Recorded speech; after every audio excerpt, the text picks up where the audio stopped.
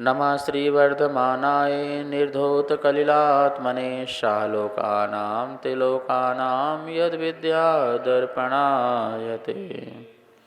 तो यहाँ रत्नकंड श्रापकाचार में 135 नंबर की गाथा श्लोक में कह रहे हैं कि जो सद्धर्म का फल है वो क्या क्या है। पूजा, अर्थ, आज्ञा, ऐश्वर्य, बल, परिजन, काम, भोग।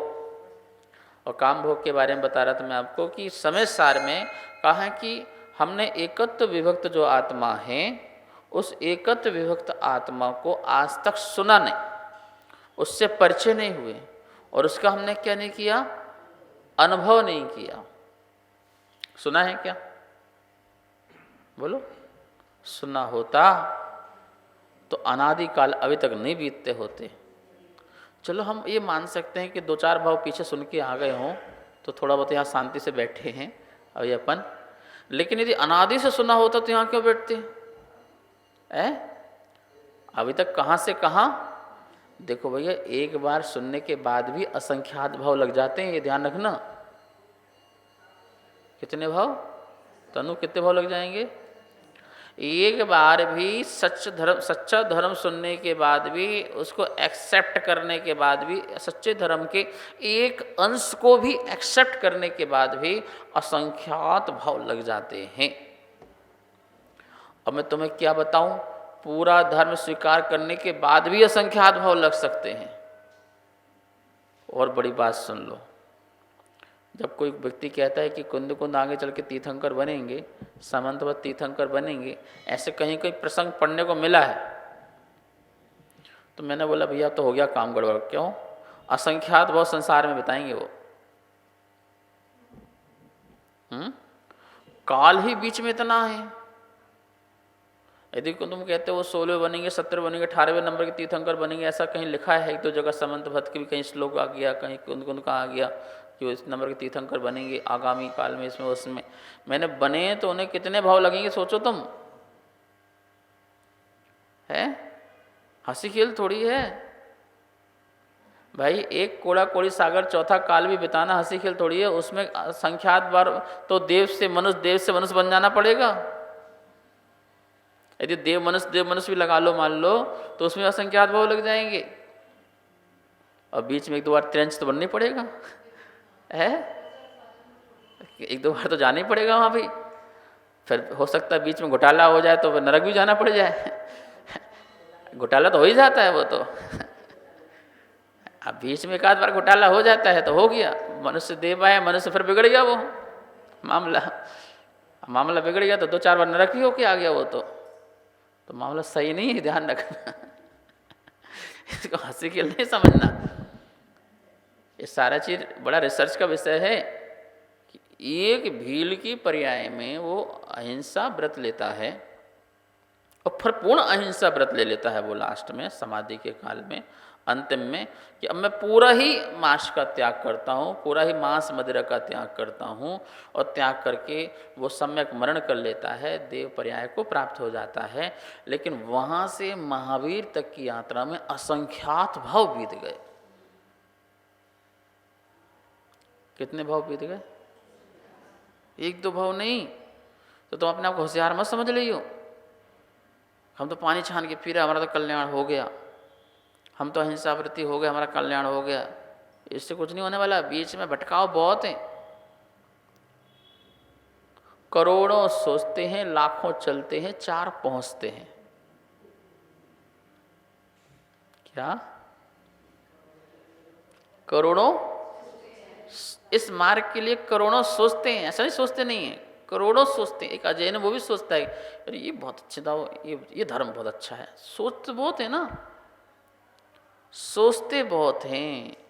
करोड़ों सोचते हैं, लाखों चलते हैं, 4 इसलिए पहुंचते हैं।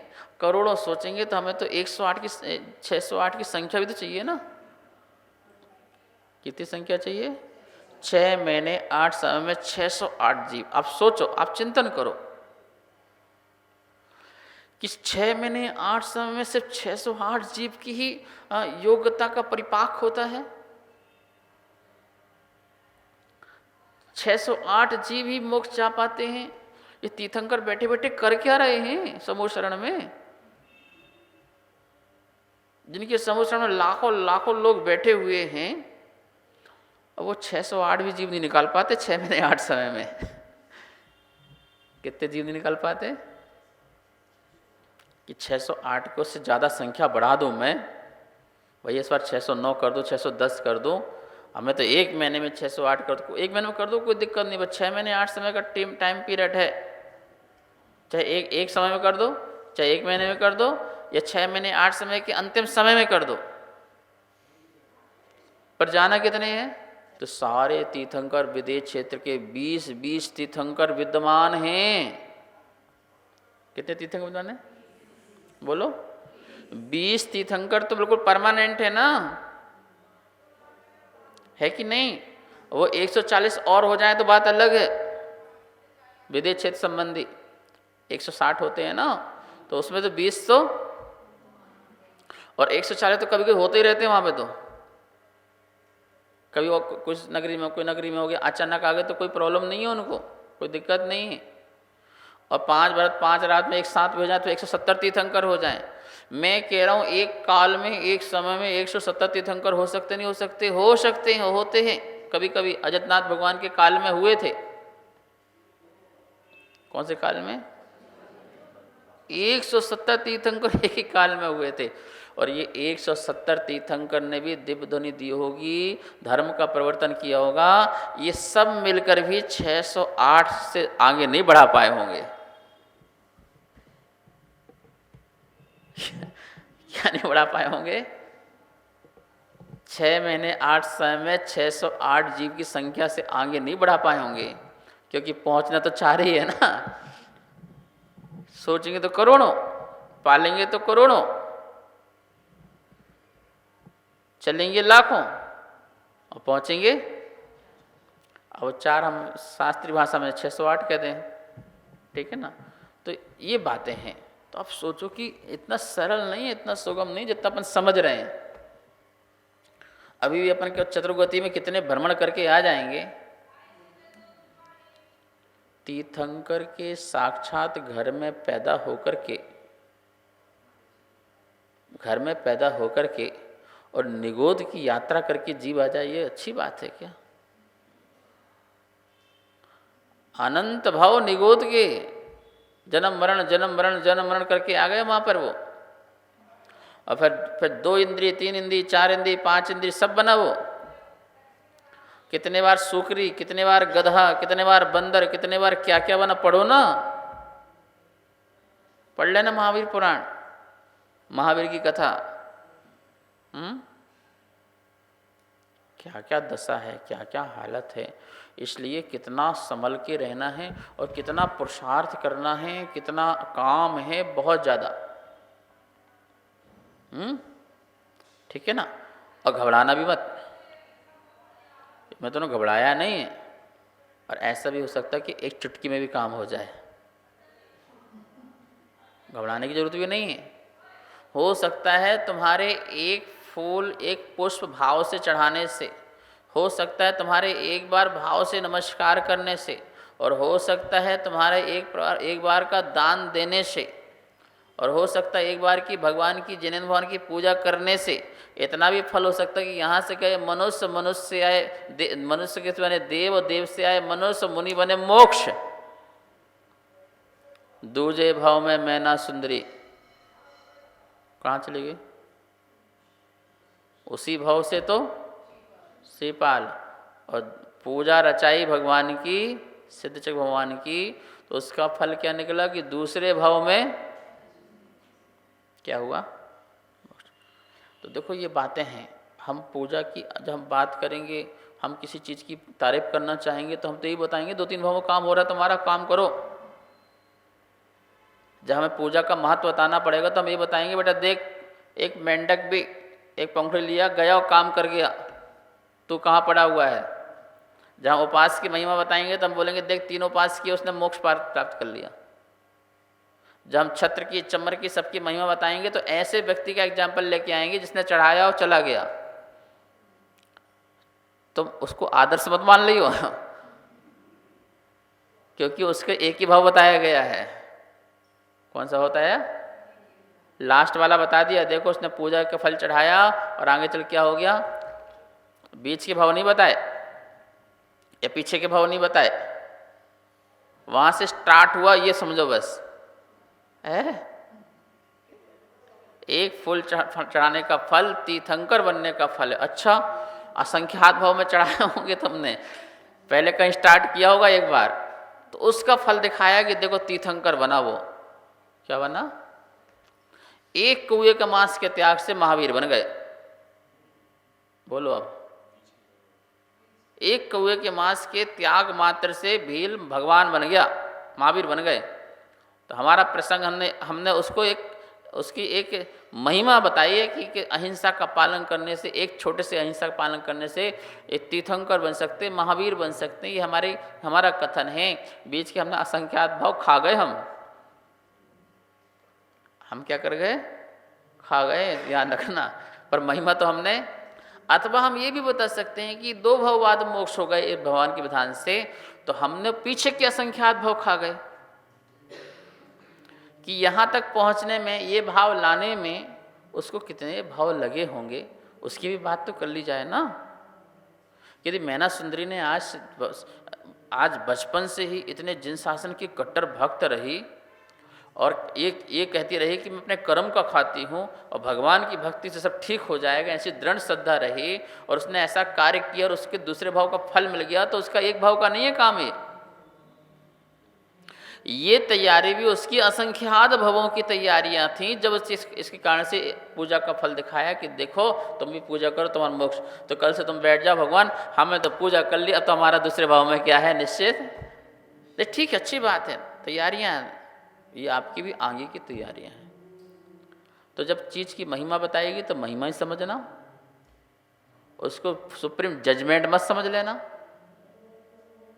नहीं तुम पीछे उसी में लग जाओ, उसी काम में। अब तो हो गया हमारा मामला, महाराज जी जब एक फूल चढ़ाने से तीर्थंकर बनते हैं तो हमने झंझट खत्म कर दिया। बोले क्या कर दिया? ये अष्टपावण में आया, ये श्लोक इसलिए बता रहा हूँ मैं कि एक उसमें प्रश्न किया गया है कि प्रभु आपके ऊपर ये प्रति समय पुष्प वृष्टि जो हो रही है, ये आपने कौन सा कर्म का बंध बांधा था, ये कौन सा कर्म किया था जिसके कारण आपके ऊपर प्रति समय क्या हो रही है, पुष्प वृष्टि हो रही है। तो उन्होंने वहाँ पर दिया बोध पाहुड़ में टीका में कि एक पुष्प को भगवान के चरणों में भक्ति से चढ़ाने से, क्या दिया है, एक पुष्प को भक्ति से चढ़ाने से ये बंध बनता है कि तेरे लिए एक प्रातिहार की मिलता है। क्या मिलता है? एक प्रातिहार मिलता है। कौन सा प्रातिहार? पुष्प वृष्टि वाला प्रातिहार मिलता है। ऐसे थोड़ी मिल जाता है। आप पढ़ो बोध पाठ में, मैं दे दूंगा, पढ़ लेना। तो ये कितनी बड़ी बात कह रहे हैं कि दोनों सद्धर्म के प्रभाव से तुझे पूजा, अर्थ, आज्ञा, ऐश्वर, बल, परिजन, काम, भोग, भूयष्टि, क्या क्या मिल जाते हैं? काम और भोग भी से भूयष्टि परिपूर्ण, इन सब से परिपूर्णता की प्राप्ति होती है। बस इतना ही मिलता है क्या? तो बोले नहीं, अतिशयत भुवनम अद्भुतम अभ्युदयम। अतिशयत भुवनम, जो संसार को आश्चर्यचकित कर दे। अतिशय भुवनम, भुवन मतलब संसार, भुवन तीन भुवन, तो संसार को भी आश्चर्यचकित करने वाले, और अद्भुतम, और स्वयं भी आश्चर्यकारी, ऐसे अभ्युदयम, ऐसे अभ्युदय को फलति फलता है, प्राप्त होता है। ऐसे स्वर्ग को प्राप्त होता है जो दूसरों को भी आश्चर्य युक्त कर दे और अद्भुतम स्वयं को भी आश्चर्यकारी बना दे।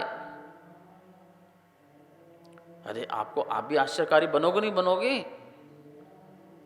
और कोई आपको देख करके आश्चर्यकारी हो रहा है कि ये कैसा, और वो स्वयं सोच रहा है कि मैं कैसा है। तो दोनों में अंतर हो गया नहीं हो गया?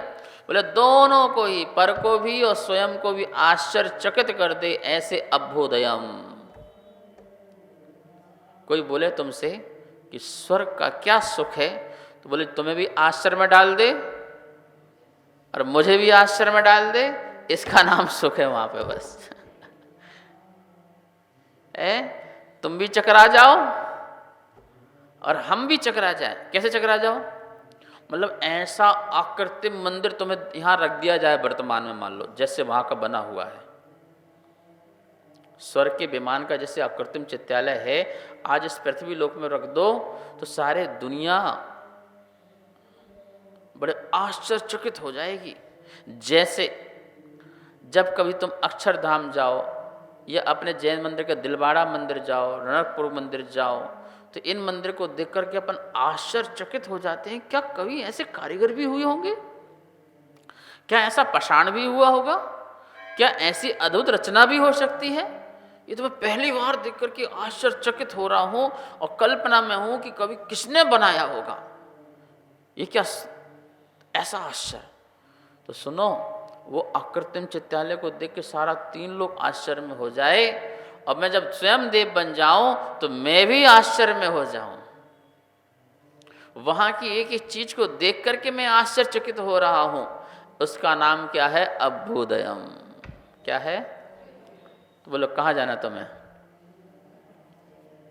अभ्युदय में जाना है कि निश्रेयस में जाना है? अरे निश्रेयस में जाओ ना, जहां केवल ज्ञान में सभी दिख रहा है, कुछ बचे ही नहीं, आश्चर्य की बात ही न रह जाए। केवल ज्ञान का सुख क्या है? क्योंकि तुमको आश्चर्य हो रहा है और दूसरे को आश्चर्य हो रहा है तो आकुलता हो रही है। क्या हो रही है? कि और दूसरा आश्चर्य देखूं, इससे भी कुछ अच्छा होगा तो दूसरा देखूंगा। अब उसको चिंता हो जाएगी, जो पहले स्वर्ग में ये आश्चर्य है तो दूसरे स्वर्ग में, तो उसकी चिंता हो जाएगी उसको। तो अब बोले क्या करेंगे? अब मनुष्य बनो, फिर दूसरे को जाना मुझे। जब दूसरे में इतना अच्छा है तो 5वें 10वें 16 में कैसे होगा? अरे यार वहां का भी देखने का मन कर रहा है। अब फिर बनो मनुष्य, अब फिर मुनि बनो, फिर साधना करो, फिर ऊपर जाओ।